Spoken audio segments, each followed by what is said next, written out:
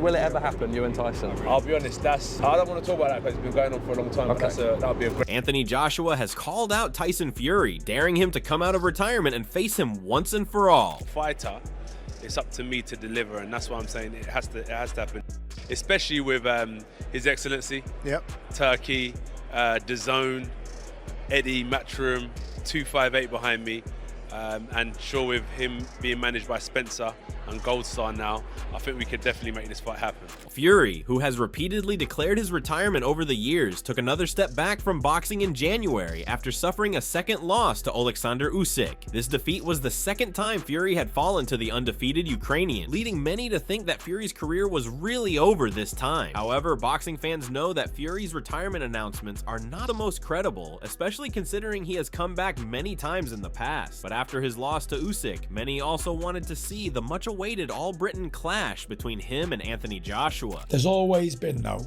like, I don't think I can retire today because I need that Joshua fight. We have been trying to make that fight for years, right? Why do you need that fight? Because it's like, it's the fight that people want to see. It's the fight that I want to see as a boxing fan. For this fight to materialize, Turki Alalshikh is the guy who can make it happen, especially considering the recent card he put in the Artur Beterbiev versus Dmitry Bivol 2 showdown. Alalshikh has confirmed that he has had discussions with Tyson Fury, but according to him, these talks were more personal than professional. He reached out to Fury to check on his health and his family, expressing hope that the Gypsy King might reconsider his retirement. Alalshikh has made no secret of his desire to see the Battle of Britain take place, even going so far as to suggest that Fury might not have completely closed the door on a return to the ring. Have you spoke to Tyson Fury? Is he retired? Do you think we'll see him again? I spoke with him, but I don't talk about boxing. I just check about his health and about his family, and I think he may be returned. Do you think we will see him again? Gut feeling? Yeah, I hope so. AJ has shown no signs of backing down from a fight against Fury. The former world champion, who has been relatively quiet after his own disappointing knockout defeat against Daniel Dubois, has made it clear that a fight between him and Tyson Fury should happen in the future. In fact, Joshua has calculated the potential financial reward from such a matchup, and he seems eager to take on the challenge. According to Joshua, the fight could generate an astonishing £60 million in pay-per-view revenue alone, adding to the growing financial allure of the contest. Love it too, though. Yeah, before you both hang up the gloves? Of course. Yeah, no, imagine 2 million card, plus pay-per-view buys in the UK. Yes, let me one second. We need something like that. This on here? Yeah. So we got what, 2 million plus buys? Yeah. So I'm trying to crunch my numbers. Times, let's say 24.95. Times that by, let's round up to 30. Okay. Round up to 30. We're putting pay-per-view prices up, okay? We got a light 60 It's not a good PR move, AJ. Don't worry about that, we got a light 60 mil. Now we're going to add a little Plus the gate? How much are we going to add to the gate? Cheeky 30? Don't know, we doing expensive ring Of size? course, bro, 10 bags of seat. Okay, so say we're no gonna more. put that little 30 M's to chuck in there as well. Okay, cool. So we're at 90 mil right now. Okay, what else are we gonna get? Little sponsors, little 20 mil. Yes. Right, a little 110 right now. Yes. Chuck Fury a little 30 out of that. Yes. Chuck Fury a little 10 out of 30. that. And I'm gonna take the rest. Do you reckon that? Joshua's promoter, Eddie Hearn, has also weighed in on the situation, revealing that he is prepared to put pressure on Fury to come out of retirement. Hearn, famous for his assertive and sometimes confrontational approach to negotiations, suggested that he might give Fury an ultimatum regarding the potential fight with Joshua. Hearn said that a window of opportunity is opening, and if Fury truly wants to face Joshua, now is the right time to make it happen. I love it, you know, it's good. Josh isn't mad about sitting ringside. He never has been. He doesn't like it being about him. It's just, but he also loves boxing. And there wasn't anyone that watched that show tonight who didn't think. That's why I said in an interview, I hope Tyson Fury was watching it and just thought to himself, I could do something really special. Me and AJ, you know? Despite Fury's announcement of retirement, Hearn remains hopeful that talks can be started in the near future. He acknowledged that Fury's decision to retire might have been a part of a negotiation tactic, eyed at securing a more beneficial payday for the potential All-Britain clash. Do you think it's makeable? Why not? You know, Daniel Dubois, someone called Tyson Fury. He would have watched that tonight. Tyson Fury knows his boxing. Come on. Come back. Give us another night with AJ.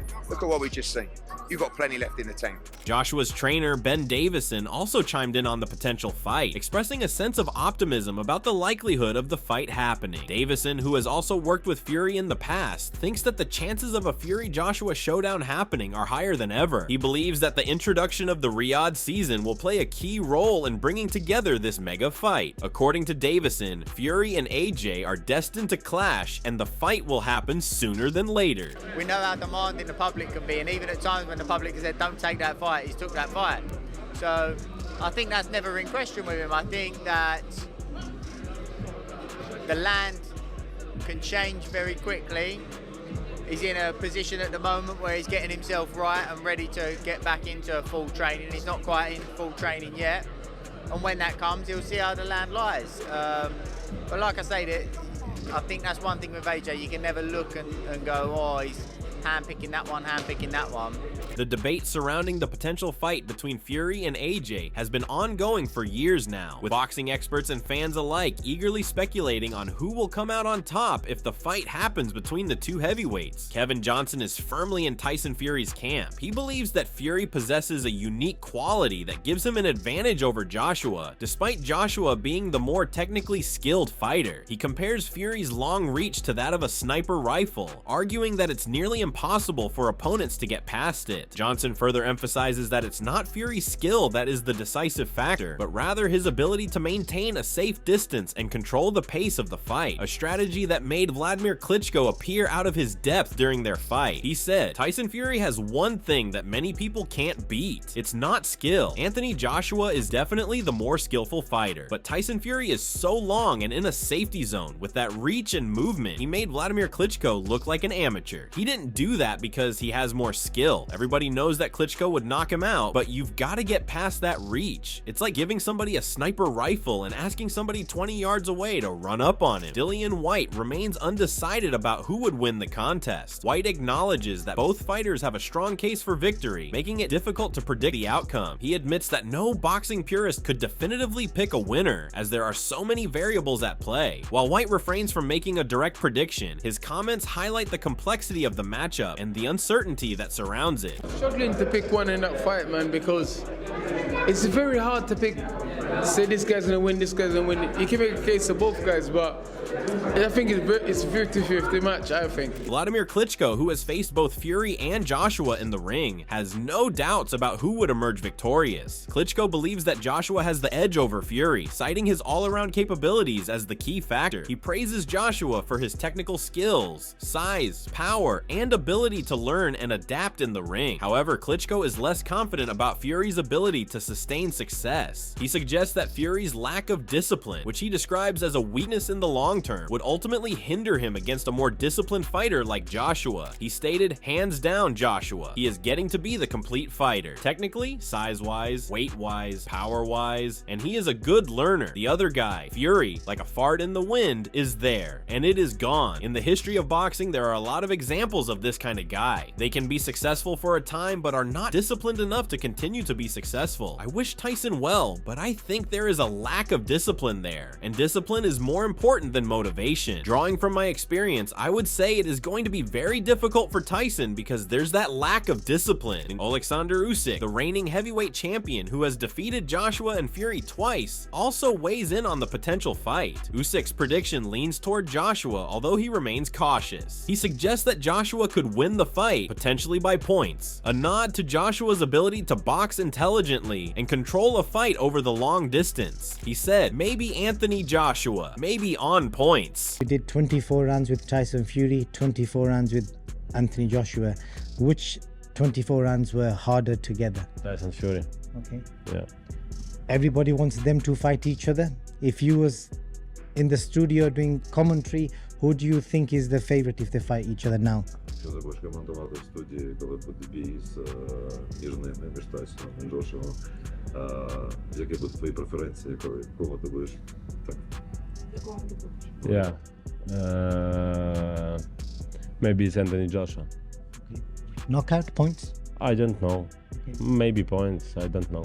Otto Wallen, who has also faced both Joshua and Fury, offers a more nuanced perspective. Wallen acknowledges Joshua's strengths, including his power and counterpunching ability, but still favors Fury in the potential matchup. Wallen admits that Fury's unpredictability makes him a tough opponent to prepare for, but he still believes that Fury's attributes would give him the upper hand. He also reflects on his own fight against Joshua, stating that it was more difficult than his encounter with Fury, although he admits this is not necessarily a definitive factor. He stated, "I feel like Joshua is a very good fighter, very good power, very good counterpuncher. I feel like he definitely has a shot with Fury, and you just never know what Tyson Fury shows up. I still have a hard time going against Tyson in that fight, but the fights, if you compare them, my fight against Joshua was a lot tougher than the one I had against Fury. That doesn't mean everything, but I give Joshua more of a chance than I did before, but I still would probably pick Fury as the favorite." Francis Ngannou predicts an Anthony Joshua victory. Ngannou does not offer an in-depth analysis, but simply states that at present he would give the edge to Joshua. His opinion, though brief, adds to the growing list of people who believe Joshua would come out on top in the clash with Fury. He stated, "I don't know, I would give it to AJ right now." Jim White takes a more cautious approach to the situation. White acknowledges that the hype surrounding a potential Fury versus Joshua fight has diminished somewhat due to both fighters' recent losses. He suggests that the stakes of the fight may not be as high as they once were, with neither fighter holding an unbeaten record or a title at the time of the potential showdown. The market for a fight between Fury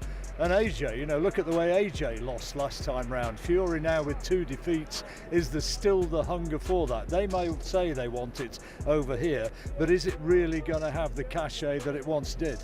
I don't think I don't think it will have the appeal that it once did, but trust me, there's still a huge market for that fight. I think that people have always wanted to see that fight. Yes, they're both coming off losses to this great man now, but you got to accept, we got to accept greatness sometimes. However, Adam Smith remains hopeful that the fight could still take place in 2025, with Wembley Stadium and Riyadh being potential locations. Smith's optimism points to the continued interest in the matchup despite the waning hype. The prospect of such a high-profile event, regardless of the diminishing stakes, is still a draw for fans and promoters alike. Everybody wants to see it. Yes, it's a little bit too late, but we got Mayweather-Pacquiao in the end. We got Brook in the end, and I think these two still. I thought the evidence of Tyson Fury on Saturday night. 1 or 2 people I read said, "Oh, he's gone, he's finished." He's not at all. I was worried about his legs. I think I told Ali that as well. I was worried about his legs on Saturday night. He proved that his legs are still great. He had a phenomenal training camp. He's still got plenty more to offer, in my opinion. So has Anthony Joshua, who's still fairly young. Okay, he's coming off a bad defeat.